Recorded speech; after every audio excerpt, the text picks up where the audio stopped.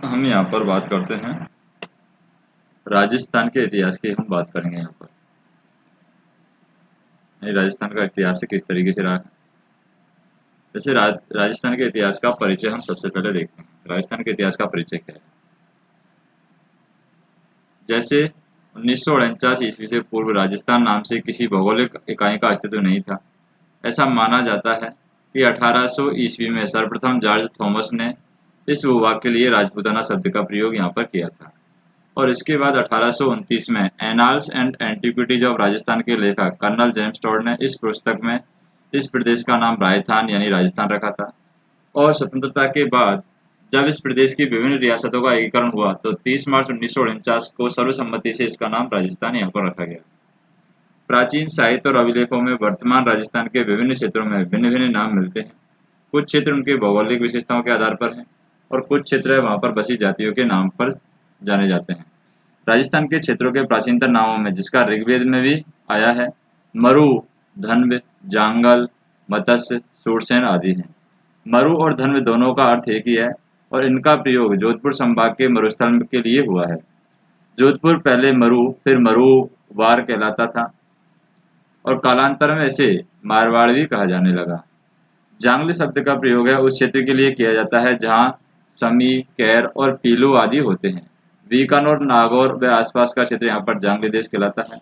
मत्स्य जिसका उल्लेख महाभारत में एक राज्य के रूप में हुआ है, यह जयपुर, अलवर और भरतपुर तक विस्तृत है। इसकी राजधानी विराटनगर थी। भरतपुर के मथुरा क्षेत्र से सटे हुए क्षेत्र जैसे धौलपुर, करौली के अधिकांश भाग है सूरसेन राज्य में सम्मिलित थे। यह भी एक प्राचीन राज्य था। महाभारत में भी इसका उल्लेख मिलता है। भौगोलिक विशेषताओं के आधार पर नामित कुछ अन्य क्षेत्र इस तरीके से हैं, जैसे कि माही नदी के पास का क्षेत्र है। प्रतापगढ़ का भूभाग है वो कांठल कहलाता है। माही नदी के आसपास का क्षेत्र प्रतापगढ़ का भूभाग कांठल कहलाता है क्योंकि यह क्षेत्र माही नदी के किनारे पर स्थित है। यानी माही नदी के किनारे किनारे को बोलते हैं कांठ। तो माही नदी के किनारे होने की वजह से इसको कांठल क्षेत्र कहते हैं। 56 गांवों का संगम होने के कारण प्रतापगढ़ व बांसवाड़ा के मध्य का भूभाग है 56 का मैदान कहलाता है। जैसे यहाँ पर हम बात करें राजस्थान के प्राचीनतम नाम मरु, मांड और यहाँ पर मारवाड़ भी कहते हैं हम। जांगली प्रदेश बीकानेर वाला एरिया होगा। ढूंढान ये वाला एरिया होगा। मेवात ये वाला क्षेत्र कहलाता है यहाँ पर। हाड़ौती इधर कोटा बूंदी वाला हो गया। ऊपरमाल देसरो ये वाला क्षेत्र कहलाता है, ऊपरमाल देसरो। और इधर हम बात करें ये वागड़ क्षेत्र है जो कि राजस्थान का नीचे वाला हिस्सा है, वागड़ क्षेत्र। ये मेवाड़ क्षेत्र है, उदयपुर वाला क्षेत्र है, यहाँ पर मेवाड़ क्षेत्र हो जाएगा। अब भैंसरोडगढ़ से लेकर के बेजोलिया तक का क्षेत्र है वो पठारी होने के कारण ऊपरमाल के नाम से जाना जाता है। उदयपुर के आसपास का क्षेत्र है पहाड़ियों की अधिकता के कारण गिरवा कहलाता है। जैसलमेर का प्राचीन नाम मांड था और डूंगरपुर बांसवाड़ा क्षेत्र है वो बागड़ कहलाता है। कोटा और बूंदी के प्रदेश हाड़ौती नाम से प्रसिद्ध हैं। और हम बात करें सीकर, झुंझुनू व चूरू का क्षेत्र शेखावाटी के नाम से जाना जाता है। इतिहास के काल विभाजन की बात करें हम, मोटे तौर पर मानव के संपूर्ण इतिहास को 3 कालों में विभक्त किया गया है: प्राग युग, आदि युग और ऐतिहासिक युग। प्राग युग इतिहास इतिहास के उस काल को कहा जाता है जिसके ज्ञान के लिए कोई लिखित साक्ष्य यहाँ पर उपलब्ध नहीं है, अर्थात मानव लेखन कला से अपरिचित था। आदि युग की संज्ञा इतिहास के उस काल से दी जाती है जिसमें लिखित साक्ष्य तो उपलब्ध हैं किंतु या तो वो अस्पष्ट है या उनकी लिपि को अभी तक पढ़ना संभव नहीं हुआ है। और ऐतिहासिक युग उस काल के इतिहास को कहा जाता है जिसके स्पष्ट संबंध में स्पष्टता और सुपठित लिखित साक्ष्य हमें उपलब्ध हैं। इन अर्थों में भारतीय इतिहास के कालक्रम को इस तरीके से व्यक्त कर सकते हैं: प्राग युग, यह युग सृष्टि के आरंभ से हड़प्पा सभ्यता के पूर्व तक का काल है, वो प्राग युग कहलाता है। आदि युग यह हड़प्पा सभ्यता से 600 ईसा पूर्व तक कहलाता है। और ऐतिहासिक युग है ये 600 ईसा पूर्व से वर्तमान तक ये जारी है। प्राग ऐतिहासिक राजस्थान की बात करें यानी प्राग युग में राजस्थान की क्या स्थिति थी। मानव सभ्यता का उदय नदी घाटियों में हुआ है क्योंकि नदी घाटियों में जल प्रचुरता के कारण यहाँ अपने आप उत्पन्न होने वाले कंदमूल फल भी यहाँ पर प्रचुर मात्रा में होते थे। सघन वनों के कारण यहाँ मांस हेतु पशु पक्षी भी आसानी से उपलब्ध होते थे। सैकड़ों वर्षों पूर्व राजस्थान की भौगोलिक स्थिति ऐसी थी, यद्यपि राजस्थान का एक बड़ा भाग आज मरुस्थल है, लेकिन विद्वानों की मान्यता है कि सैकड़ों वर्ष पूर्व इस मरुस्थली भूमि में समुद्र विद्यमान था। और सरस्वती और यहाँ पर दृष्टदंती नदियाँ हैं इस समुद्र में आकर के गिरती थी, और यह स्थिति मानव जीवन के लिए सर्वथा उपयुक्त थी। यही कारण है कि ऐसी भौगोलिक स्थिति में राजस्थान को भी मानव सभ्यता के जन्म के प्राचीनतम भूभागों में से एक होने का गौरव प्राप्त है।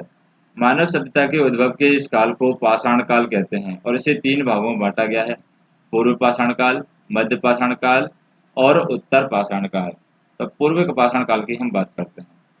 राजस्थान में मानव का उदय कब हुआ यह निश्चित रूप से ज्ञात नहीं है, लेकिन यहाँ विभिन्न क्षेत्रों में हुए उत्खनन से प्राप्त विभिन्न प्रकार के पाषाण, विशेष रूप से क्वार्टजाइट पत्थर के अनेक उपकरण से ज्ञात होता है कि आज से लगभग 2 या 1.5 लाख वर्ष पूर्व राजस्थान में एक मानव संस्कृति विद्यमान थी।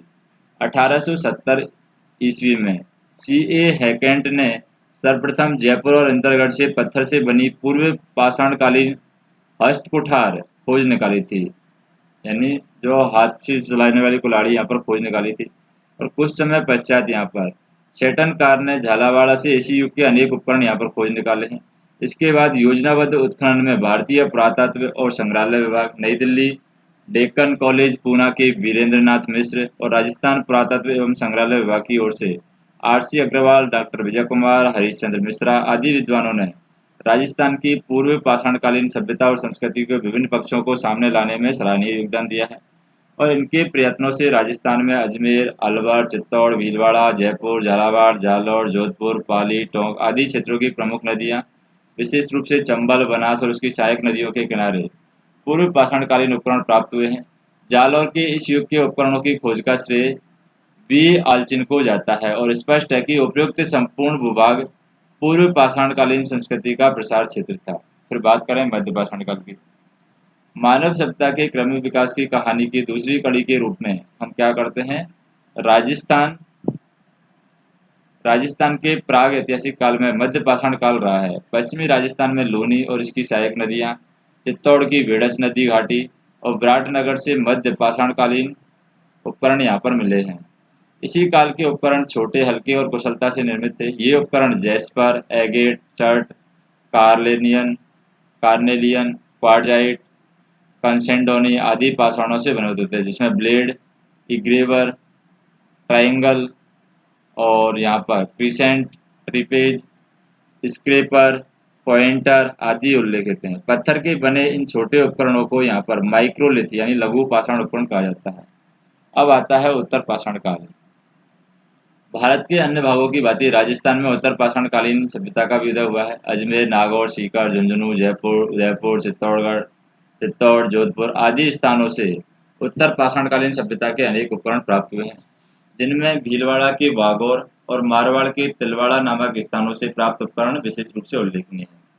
तो राजस्थान में धातु काल की बात करें, ताम्र पाषाण, ताम्र एवं ताम्रकांस्य काल यानी धातु काल के अंतर्गत राजस्थान में अनेक स्थानों से ताम्रपाषाण और ताम्र काल के अवशेष मिले हैं, जो तत्कालीन युग में राजस्थान के मानव के सांस्कृतिक विकास पर पर्याप्त प्रकाश डालते हैं। राजस्थान के ताम्रकालीन संस्कृति के प्राचीन स्थलों में गैंडेश्वर सभ्यता है सीकर में, कालीबंगा हनुमानगढ़ में, गिरुंड सभ्यता राजसमंद में, अहाड़ व झाडोल है उदयपुर में, पिंड पांडलिया है चित्तौड़ में, कुराड़ सभ्यता नागौर की, सावणिया व पूंगल बीकानेर का, नंदलालपुरा और किराडोद और चीथवाड़ी जयपुर की, एलाना जालौर की, बूढ़ा पुष्कर अजमेर में और कोल महोली सवाई माधोपुर में, मल्लाह भरतपुर में आदि विशेष रूप से ये उल्लेखनीय है। लोहे काल की बात करें, लोह काल क्या है, ताम्र एवं कांस्य काल के पश्चात लोहे का ज्ञान, उसका प्रयोग मानव इतिहास की युगांतकारी घटना थी और इसने कृषि उपकरणों और हथियारों की गुणवत्ता को बढ़ा करके सारे परिदृश्य को ही यहाँ पर बदल दिया। राजस्थान में नोहे भरतपुर के अंदर, जोधपुरा जयपुर के अंदर, सुनारी झुंझुनू के अंदर और रेंड टोंक आदि स्थानों से लोहे संस्कृति के समय के अनेक हथियार और उपकरण मिले हैं। लोहे से प्राप्त लोहे के अवशेष भारत में लोहे युग के आरंभ होने की सीमा निर्धारित करने को महत्वपूर्ण स्रोत हैं। जोधपुरा और सोनारी से लोहे की गलाने की भट्टियां और अस्त्र शस्त्र और उपकरण बनाने के कारखानों के अवशेष मिले हैं। रैंड को यहाँ पर लोहे सामग्री की प्रचुरता के कारण भारतीय राजस्थान के टाटा नगर की यहाँ पर संज्ञा दी गई है रैंड को, जो कि टोंक के अंदर है। तो लोहे काल के पश्चात भारत के अन्य भागों की भांति राजस्थान में सलेटी रंग की चित्रित मृदवाण संस्कृति का उदय हुआ है। और इस संस्कृति के अवशेष हैं विराटनगर, जोधपुरा, जयपुर, सुनारी, नोए आदि स्थानों से मिले हैं। और इस संस्कृति का उदय लगभग 600 ईसा पूर्व में हुआ है। इसके पश्चात भारतीय इतिहास के साथ राजस्थान के इतिहास का भी ऐतिहासिक युग यहाँ पर प्रारंभ हो जाता है। अब राजस्थान की प्राचीन सभ्यताओं की बात करें, सबसे पहले कालीबंगा सभ्यता। प्राचीन दसदती और सरस्वती नदी घाटी यानी वर्तमान में घग्गर नदी का क्षेत्र है। इस क्षेत्र में हड़प्पा सभ्यता से भी प्राचीन कालीबंगा की सभ्यता यहाँ पर विकसित हुई। राजस्थान के हनुमानगढ़ जिले में स्थित यह सभ्यता आज से 6000 वर्ष से अधिक प्राचीन मानी जाती है और इस स्थल का कालीबंगा नाम यहाँ से खुदाई के दौरान प्राप्त काली चूड़ियों के कारण पड़ा है, क्योंकि पंजाबी भाषा में बंगा का अर्थ होता है चूड़ी। और सर्वप्रथम 1952 में अमलानंद घोष ने इसकी खोज की और उसके बाद 61 और 62 में बीवी लाल और बीके थापर आते हैं यहाँ पर और उनके द्वारा उत्खनन का कार्य किया गया। उत्खनन से इस सभ्यता के 5 स्तर सामने आए हैं। प्रथम 2 स्तर तो हड़प्पा सभ्यता से प्राचीन है और वहीं तीसरे, चौथे और 5वें स्तर की सामग्री हड़प्पा सभ्यता की सामग्री के समान और समकालीन है। इस आधार पर कालीबंगा की सभ्यता को यहाँ पर 2 भागों में बांटा गया है, प्राक हड़प्पा सभ्यता और हड़प्पा सभ्यता। तो कालीबंगा सुव्यवस्थित रूप से बसा हुआ नगर था। मकान बनाने में मिट्टी की ईंटों को धूप में सुखा करके पकाया गया और पका करके यहाँ पर प्रयोग किया गया है। उत्खनन से प्राप्त मिट्टी के बर्तन और उसके उनके अवशेष पतले एवं हल्के हैं। उनमें सुंदरता और सुडौलता का अभाव है। बर्तनों का रंग लाल है, जिस पर काली एवं सफ़ेद रंग की रेखाएं खींची गई हैं और यहाँ से जुते हुए खेत के साक्ष हमें मिले हैं। ऐसा अनुमान है कि लोग एक खेत में 2 फसलें उगाते थे।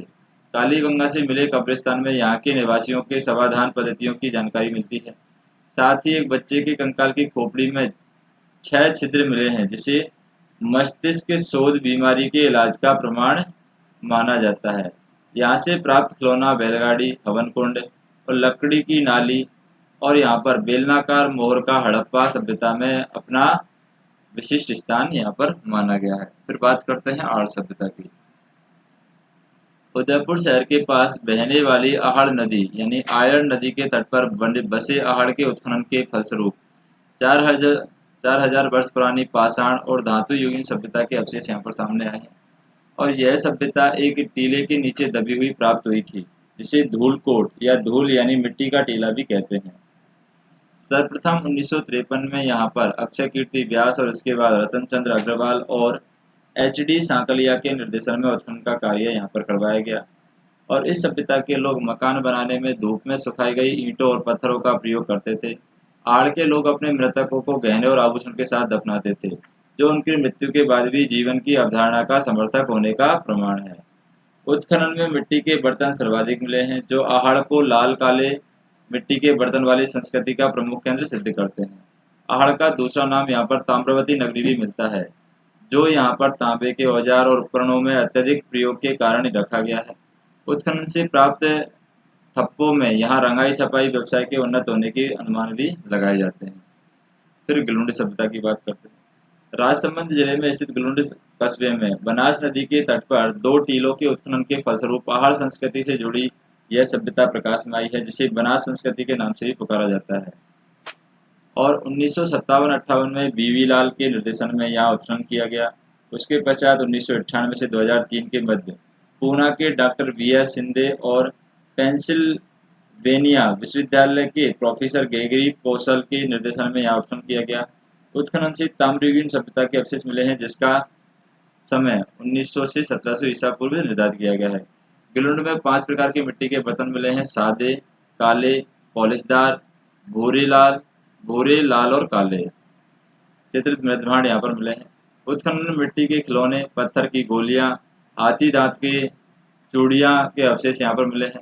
आहड़ में पक्की ईंटें, आग में पकाई हुई ईंटों का उपयोग नहीं हुआ था है, जबकि गिलुंड में इसका प्रचुर मात्रा में उपयोग हुआ है। यानी गिलुंड के अंदर यहाँ पर पकाई हुई ईंटों का प्रयोग हुआ है, जबकि आहड़ में नहीं हुआ था। अब बात करते हैं बागौर सभ्यता की। भीलवाड़ा जिले में स्थित बागौर में कोठारी नदी के तट पर डॉक्टर VN मिश्र के निर्देशन में 1967 से 1970 ईस्वी तक उत्खनन कार्य किया गया और उत्खनन के दौरान यहाँ प्राग ऐतिहासिक काल की सभ्यता के अवशेष यहाँ पर प्राप्त हुए हैं, जो 4 से 5000 ईसा पूर्व के माने जाते हैं। यहाँ से बड़ी संख्या में लघु पाषाण उपकरण मिले हैं, जो कि सभ्यता के निवासियों को आखेटक होने का प्रमाण देते हैं। बागौर से तांबे के उपकरण भी प्राप्त हुए हैं, जिसे छेद वाली सुई सबसे महत्वपूर्ण है। यहाँ से कृषि और पशुपालन के प्राचीनतम साक्ष्य भी मिले हैं। बागौर मध्यकालीन कालीन जो मध्य पाषाण कालीन सभ्यता का स्थल और लघु पाषाण उपकरण का ये प्रमुख केंद्र माना जाता है। फिर बात करते हैं हम गैंडेश्वर सभ्यता की। गैंडेश्वर नीम का थाना सीकर कांतली नदी के उद्गम पर स्थित ताम्रयुगीन संस्कृति का महत्वपूर्ण स्थल है। रतन चंद्र अग्रवाल के निर्देशन में हुए उत्खनन से यहाँ 2800 ईसा पूर्व की सभ्यता के अवशेष मिले हैं। गैंडेश्वर से अत्यधिक मात्रा में तांबे के आयुध और उपकरण मिले हैं, जो कि इसे ताम्रयुगीन सभ्यताओं में प्राचीनता सिद्ध करते हैं। यहाँ से प्राप्त तांबे के उपकरणों व पात्रों में 99% तांबा है, जो इस क्षेत्र में तांबे की प्रचुर प्राप्ति का प्रमाण है। यहाँ से मिट्टी के बर्तन प्राप्त हुए हैं। उन्हें यहाँ पर क्या बोला गया है, कृपसमणि मृदपात्र कहते हैं और यह बर्तन काले व नीले रंग से सजाए गए हैं। गैंडेश्वर भारत की ताम्र सभ्यताओं की जननी मानी जाती है। यहाँ से तांबा, हड़प्पा और मोहनजोदड़ो को भी यहाँ पर भेजा जाता था। कुछ अन्य महत्वपूर्ण प्राचीन सभ्यताओं की बात करें, जैसे कि भीनमाल जालौर की सभ्यता है। यह महत्वपूर्ण सभ्यता है जिसका उत्खनन RC अग्रवाल ने करवाया था। यहाँ से एक रोमन एम्फोरा यानी सुराह पात्र और एक यूनानी सुराही मिली है, जो इसके विदेशी व्यापार का केंद्र होने की पुष्टि करती है। भीनमाल का प्राचीन नाम यहाँ पर श्रीमाल था। इसी प्रकार ईसवाल है, जो कि उदयपुर में है। इसे प्राग ऐतिहासिक कालीन सभ्यता के प्रमाण मिले हैं। यहाँ से समृद्ध लोहे उद्योग के साक्ष्य हमें प्राप्त हुए हैं। प्राचीन मत्स्य जनपद में स्थित बैराट सभ्यता, जो कि जयपुर की बीजक पहाड़ी, भीम की डूंगरी और महादेव जी की डूंगरी से हड़प्पा सभ्यता और मौर्य काल के अवशेष यहाँ पर प्राप्त हुए हैं। दयाराम सहारी, साहनी, नील रतन बनर्जी, कैलाशनाथ दीक्षित जैसे विद्वान इसके उत्खनन से जुड़े हुए हैं। बैराट से एक गोल मंदिर व अशोक के स्तंभ के अवशेष प्राप्त हुए हैं। बैराट के समीप अशोक का भाब्रो अभिलेख यहाँ पर प्राप्त हुआ है, जो अशोक के बौद्ध धर्म का अनुयायी होने के सबसे पुख्ता प्रमाण माना जाता है। बालाथल जो सभ्यता है उदयपुर की है। प्रोफेसर BN मिश्र के निर्देशन में हुए उत्खनन से एक ताम्र पाषाण कालीन सभ्यता यहाँ पर प्रकाश में आई है और इस सभ्यता का संपर्क हड़प्पा सभ्यता से होने का पुख्ता प्रमाण प्राप्त होता है। इन महत्वपूर्ण सभ्यताओं के अतिरिक्त रंगमहल की सभ्यता हनुमानगढ़, ओजियाना की सभ्यता भीलवाड़ा नगरी चित्तौड़गढ़ के अंदर, बारोट सभ्यता गंगानगर के अंदर, तिलवाड़ा सभ्यता बाड़मेर के अंदर, जोधपुरा जयपुर के अंदर, सुनारी झुंझुनू के अंदर, नोवर भरतपुर के अंदर, नगर है टोंक के अंदर आदि प्राचीन सभ्यताओं के अवशेष भी राजस्थान से प्राप्त हुए हैं। राजस्थान में आर्य संस्कृति का प्रसार हड़प्पा सभ्यता के पतन के बाद यहाँ पर भारतीय इतिहास में वैदिक सभ्यता का समय प्रारंभ हो जाता है और इस सभ्यता के बारे में जानने का प्रमुख स्रोत 4 वेद हैं, ऋग्वेद, यजुर्वेद, सामवेद और अर्थवेद। इसलिए इसे वैदिक सभ्यता भी कहा जाता है। राजस्थान में सभ्यता के अवशेष अनूपगढ़, तरखानवाला, डेरा और चक 64 से हमें मिले हैं।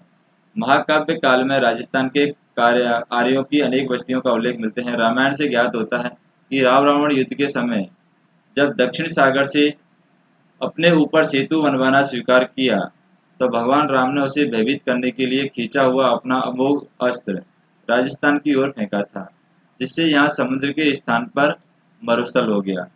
यद्यपि आज वैज्ञानिक युग में इस कथा को स्वीकार नहीं किया जा सकता, किंतु रामायण के रचयिता राजस्थान के भूभाग से परिचित थे और यह तो प्रमाणित हो ही जाता है। महाभारत में भी राजस्थान के आर्यों का पर्याप्त उल्लेख हुआ है। महाभारत के अनुसार राजस्थान का जांगल देश, जो बीकानेर है, कौरव पांडव राज्य के अधीन था और मत्स्य राज्य उनका मित्र था और अधीनस्थ राज्य था। कहा जाता है कि पांडवों ने अपने अज्ञातवास का 1 वर्ष भेष बदल करके मत्स्य देश के शासक विराट के दरबार में व्यतीत किया था। महाभारत युद्ध में विराट अपनी सेना सहित पांडवों की ओर से लड़ता हुआ मारा गया था। भारतीय इतिहास की भांति महाभारत के युद्ध के पश्चात से महात्मा बुद्ध के समय तक का राजस्थान का इतिहास भी अंधकार में है, क्योंकि इस समय के बारे में जानने के पर्याप्त पुरातात्विक और लिखित साक्ष्य प्राप्त नहीं हुए हैं। किंतु बुद्ध के समय से भारतीय इतिहास के ऐतिहासिक युग के आरंभ होने के साथ राजस्थान के इतिहास के संबंध में पहले की अपेक्षा कुछ अधिक स्पष्ट है और प्रमाणिक जानकारी हमें मिलने लगती है। बौद्ध ग्रंथों के आधार पर विद्वानों का मत है कि 6ठी शताब्दी की ईसा पूर्व भारतीय राजनीतिक रंगमंच पर 2 प्रवृत्तियां विशेष रूप से देखी गई हैं। प्रथम जनपदों का उदय और दूसरा साम्राज्य विस्तार हेतु जनपदों के मध्य संघर्ष। तो राजस्थान के जनपदों की हम बात करते हैं।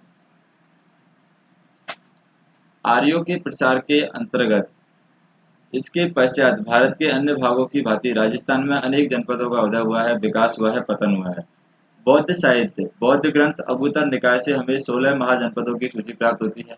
और जिन 16 महाजनपदों का उल्लेख हुआ है उनमें से मत्स्य जनपद को राजस्थान में स्थित था और राजस्थान के अनेक भाग कुरु, सूरसेन, अवंती महाजनपदों के अंतर्गत थे। इसके अतिरिक्त चित्तौड़ के आसपास का क्षेत्र सिब्बी जनपद कहलाता है। 327 ईसा पूर्व में सिकंदर के आक्रमणों के कारण अपनी सुरक्षा और अस्तित्व की रक्षा के लिए पश्चिम उत्तर सीमा से कुछ कबीले मालव, यौधेय और अर्जुनायन राजस्थान में आकर के बस गए थे। मत्स्य जनपद की बात करें, आर्य जन के रूप में मत्स्य जाति का उल्लेख सर्वप्रथम ऋग्वेद में हुआ है, जो इसकी प्राचीनता का प्रतीक है। शतपथ ब्राह्मण और कौशिक की उपनिषद में मत्स्य जन का उल्लेख मिलता है। महाभारत में भी मत्स्य जनपद की गणना भारत के प्रमुख जनपदों में की गई है। अनुमान है कि दक्षिण में इसका विस्तार चंबल की पहाड़ियों तक और पश्चिम में पंजाब में सरस्वती नदी के जंगलों तक था और इस प्रदेश में आधुनिक जयपुर, अलवर, धौलपुर, करौली और भरतपुर के कुछ भाग सम्मिलित हैं। महाभारत काल में मत्स्य जनपद का शासक विराट था, जिसने जयपुर से 85 किलोमीटर दूर विराट नगर बसा करके उसे मत्स्य जनपद की राजधानी बनाया था। विराट की पुत्री उत्तरा का विवाह अर्जुन के पुत्र अभिमन्यु के साथ हुआ था और इन्हीं का पुत्र परीक्षित कालांतर में पांडवों के राज्य का उत्तराधिकारी बना था। महाभारत काल के पश्चात मत्स्य जनपद के इतिहास के संबंध में अधिक जानकारी नहीं मिलती है, किंतु डॉक्टर गोपीनाथ शर्मा का मत है कि महाभारत के बाद कुरु और यादव जनपद निर्मल हो गए और इस शक्तिशाली जनपदों की निर्बलता का लाभ उठा करके मत्स्य राज्य शक्तिशाली हो गया और उसकी राजधानी विराटनगर में की समृद्धि में वृद्धि हुई। मत्स्य जनपद के निकट आधुनिक अलवर के कुछ भागों में साल्व जाति रहती थी और अस्पष्ट सीमा को लेकर इन दोनों ने प्राय संघर्ष होता रहता था। साल्वों की भांति चेदी जनपद भी मत्स्य जनपद का पड़ोसी था। क्योंकि दो पड़ोसी राजनीतिक शक्तियों में प्राय शत्रुता रहती थी, अतः चेदी और मत्स्य जनपद में संघर्ष चलता रहता था और एक अवसर पर चेदी राज्य ने पूर्ण शक्ति के साथ मत्स्य राज्य पर आक्रमण कर मत्स्य जनपद को चेदी जनपद में मिला दिया और अनुमान है कि मत्स्य जनपद अधिक समय तक चेदी जनपद के अधीन नहीं रहा और कुछ समय बाद ही उसने अपनी स्वतंत्रता पुनः प्राप्त कर ली और कुछ समय बाद ही मत्स्य जनपद मगध की साम्राज्यवादी नीति का यहाँ पर शिकार हो जाता है और मगध के सम्राटों ने भारत के अन्य जनपदों की भांति मत्स्य जनपद को भी जीतकर मगध साम्राज्य में यहाँ पर शामिल कर लिया था और मौर्यों के शासनकाल में मत्स्य जनपद मौर्य साम्राज्य के अंतर्गत था। मत्स्य जनपद की राजधानी विराटनगर से प्राप्त अशोक का शिलालेख और अन्य मौर्य युगीन अवशेष इस तथ्य की पुष्टि करते हैं। फिर राजपूतों की उत्पत्ति के बारे में बात करते हैं। जैसे हर्षवर्धन की मृत्यु के बाद भारत की राजनीतिक एकता जो गुप्तों के समय स्थापित हुई थी पुनः समाप्त होने लगी। उत्तर भारत में अनेक छोटे छोटे राज्यों की स्थापना हुई। ये राज्य आपस में संघर्षरत थे। इन संघर्षों के परिणाम स्वरूप जो नए राजवंश उभरे वे राजपूत राजवंश कहलाए। इन नवीन राजपूतों यानी इन नवीन राजवंशों का महत्व इसी तथ्य से स्पष्ट होता है कि भारत का पूर्व मध्यकालीन इतिहास इन राजपूत राजवंशों का इतिहास ही है, इसलिए इस काल को राजपूत काल कहा जाता है। प्रसिद्ध इतिहासकार स्मिथ ने लिखा है कि ये राजपूत हर्ष की मृत्यु के बाद से उत्तरी भारत पर मुसलमानों के आधिपत्य तक अपने इतने प्रभावशाली हो गए थे कि 7वीं शताब्दी के मध्य से 12वीं शताब्दी की समाप्ति तक के समय को राजपूत युग कहा जाता है। राजपूत कौन थे? यह प्रश्न आज भी उलझा हुआ है। विद्वानों ने इस विषय में अनेक मत प्रतिष्ठापित किए हैं, किंतु कोई भी एक मत ऐसा नहीं है जो पूरी तरीके से सर्वमान्य हो। डॉक्टर गौरीशंकर हीराचंद ओझा ने राजपूतों की उत्पत्ति के विषय में लिखा है कि राजपूत शब्द का प्रयोग नया नहीं है, प्राचीन काल के ग्रंथों में इसका व्यापक प्रयोग मिलता है। चाणक्य अर्थशास्त्र, कालिदास के नाटकों व बाणभट्ट के हर्षचरित्र और कादम्बरी में शब्द का प्रयोग मिलता है। चीनी यात्री हेनसांग ने भी, जो भी हर्षवर्धन के समय आया था, राजाओं को कहीं क्षत्रिय तो कहीं राजपूत लिखा है। डॉक्टर ओझा के द्वारा सुझाया गया यह मत सर्वमान्य नहीं है। राजपूत शब्द का प्रयोग एक जाति के अर्थ में मुसलमानों के आगमन से पूर्व प्राप्त नहीं हुआ था। यद्यपि शासक वर्ग यानी कि क्षत्रिय के लिए राजपुत्र शब्द का प्रयोग अवश्य किया गया था। आगे की पंक्तियों में हम इस संबंध में महत्वपूर्ण विद्वानों के मत का अध्ययन करेंगे। उनके मत और उन पर किए गए विद्वानों की टिप्पणियों के बारे में हम जानेंगे। वैदिक आर्यों की संतान की बात करते हैं। वैदिक आर्यों की संतान क्या है? डॉक्टर हीराचंद ओझा और सीबी वैद राजपूतों को भारतीय आर्यों के क्षत्रिय वर्ण यानी कि राजन्य वर्ग की संतान मानते हैं। उनके कथन के अनुसार राजपूत प्राचीन क्षत्रियों की तरह अश्व और अस्त्र की पूजा करते थे। प्राचीन आर्यों की भांति यज्ञ और बलि में भी विश्वास करते थे। उनके सुडौल और शारीरिक गठन, लंबी नाक और लंबे सिर से यह प्रमाणित होता है कि वे आर्यों की संतान थी। कुछ बोलते हैं अग्निकुंड से उत्पन्न हुई है। चंद्रबरदाई अजमेर के शासक पृथ्वीराज तृतीय का दरबारी विद्वान था। चंद्रबरदाई इसने अपने सुप्रसिद्ध ग्रंथ पृथ्वीराज रासो में राजपूतों की उत्पत्ति अग्निकुंड से बताई है। उसने लिखा है कि आबू पर्वत पर निवास करने वाले विश्वामित्र, गौतम, आगस्त्य और अन्य ऋषि धार्मिक अनुष्ठान करते थे और इन अनुष्ठानों को राक्षस मांस, हड्डी या मलमूत्र डाल करके अपवित्र कर देते थे। तो वशिष्ठ मुनि ने इससे निपटने हेतु यज्ञ कुंड में 3 योद्धा उत्पन्न किए, जो परमार, चालुक और प्रतिहार कहलाए। किंतु जब ये तीनों भी यहाँ पर रक्षा करने में असमर्थ हुए, तो वशिष्ठ ने चौथा योद्धा यहाँ पर उत्पन्न किया।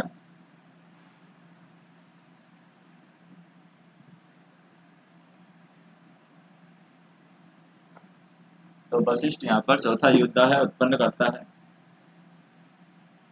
जो प्रथम 3 से ज्यादा ताकतवर और हथियार से सुसज्जित था, जिसका नाम चौहान रखा गया। और चंद्रबरदाई के अनुसार इस तरह राजपूतों की उत्पत्ति मुनि वशिष्ठ द्वारा अग्निकुंड यानी यज्ञ कुंड से की गई है।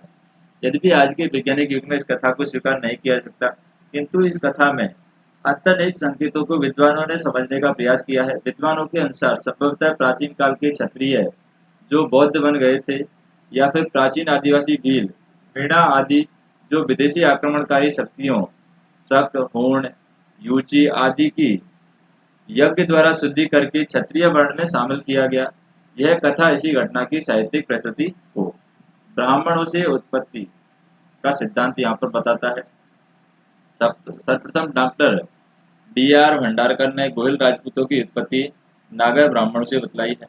राजपूतों की ब्राह्मण वंशी होने के साक्ष्य के रूप में डॉक्टर भंडारकर बिजोलिया शिलालेख का उल्लेख करते हैं, जिसमें वासुदेव चौहान के उत्तराधिकारी सामंत को वत्स गोत्रीय ब्राह्मण बताया गया है। इसके अतिरिक्त उनके अनुसार राजशेखर ब्राह्मण का विवाह अवंती सुंदरी के साथ होना चौहानों का ब्राह्मण वंश से उत्पत्ति का अकाट्य प्रमाण है। डॉक्टर गोपी चंद शर्मा ने मेवाड़ के गुहिलोतो को नागर जाति के ब्राह्मण गुही दत्त का वंशज बताया है। मेवाड़ के महाराणा कुंभा ने भी जयदेव की गीत गोविंद की टीका में यह स्वीकार किया है कि घुलोत नागर ब्राह्मण भूदेव की संतान है। किंतु कुछ अन्य इतिहासकार, खासकर डॉक्टर दशरथ शर्मा, इस मत को स्वीकार नहीं करते हैं। उनके अनुसार कई बार राजपूत अपने पुरोहितों का गोत्र अपना लेते थे। इस कारण यह भ्रम हो जाता है कि राजपूत ब्राह्मण थे। डॉक्टर दशरथ शर्मा इस मत का तर्क सहित खंडन करते हैं। कुछ बोलते हैं विदेशियों की संतान है राजपूत। राजस्थान के इतिहास लेखक जेम्स टॉड ने लिखा है कि राजपूत शक और सीथियन जाति के वंशज हैं। टॉड ने अग्निकुंड की कहानी को स्वीकार करते हुए इसी आधार पर राजपूतों को विदेशी जाति का प्रमाणित करने का प्रयास किया है। उनका मत है कि यह विदेशी जातियां 6ठी शताब्दी के लगभग आक्रमणकारियों के रूप में भारत आई, और इन्हीं विदेशी विजेताओं को जब वे शासक बन बैठे तो उन्हें अग्नि संस्कार और पवित्र करके वर्ण व्यवस्था के अंतर्गत क्षत्रिय वर्ण ले लिया गया। और टॉड ने यहाँ पर राजपूतों को शक और सीथियन प्रमाणित करने के लिए यहाँ पर तर्क दिया है। राजपूतों के रीति रिवाज शक, सीथियन और हूणों से मिलते हैं, जैसे अश्व पूजा, अश्वमेघ, अस्त्र पूजा, अस्त्र शिक्षा आदि अन्य दोनों जातियां एक ही यहाँ पर हुई हैं।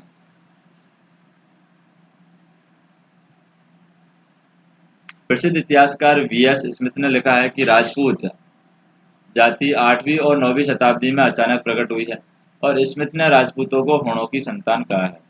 इन मतों को स्वीकार नहीं किया जा सकता। प्रथम तो राजपूतों ने स्वयं को कभी विदेशी नहीं बताया। इसके विपरीत वे अपनी उत्पत्ति सूर्य और चंद्र से बताते हैं। राजपूतों के रीति रिवाज को शक या सीथियन के रीति रिवाजों से साम्यता स्थापित करना भी अनुचित है, क्योंकि उनके रीति रिवाज शक कुषाणों से आने के पूर्व से भी भारत में प्रचलित थे। सूर्य की पूजा भारत में वैदिक काल से प्रचलित है। अश्वमेघ यज्ञ भी यहाँ पहले से अज्ञात है, जैसा कि महाकाव्यों के साक्ष्यों से प्रमाणित होता है। तो उपयुक्त समस्त विवरण से स्पष्ट है कि राजपूतों की उत्पत्ति के संबंध में विद्वानों के बीच मतभेद है। ऐसी परिस्थिति में अधिकांश विद्वान राजपूतों को भारतीय आर्यों के वंशज स्वीकार करते हैं, जिसमें विदेशी रक्त भी सम्मिलित है। और यह भी स्थापित सत्य है कि जो भी विदेशी जातियां भारत में आई हैं, स्थायी रूप से यहीं निवास करने लगी है। उन्होंने भारतीय सभ्यता संस्कृति को अपना लिया और हिंदू समाज ने उन्हें स्वयं में समाहित कर लिया। डॉक्टर कानूनगो ने ठीक ही लिखा है कि अग्निकुंड की कहानी इस प्रगति के युग में नहीं चल सकती। उनकी सूर्य और चंद्र से उत्पत्ति एक काल्पनिक सत्य हो सकता है। राजपूत चाहे किसी भी रूप में जन्मे हो, लेकिन यह सत्य है कि इतिहास में उनको महाकाव्य काल के क्षत्रियों की परंपरा को यहाँ पर उन्होंने बनाए रखा था। अब राजपूतों के प्रमुख राजपूत वंशों के परिचय की हम बात करते हैं कि राजपूत वंश का परिचय यहाँ पर क्या बताया गया है।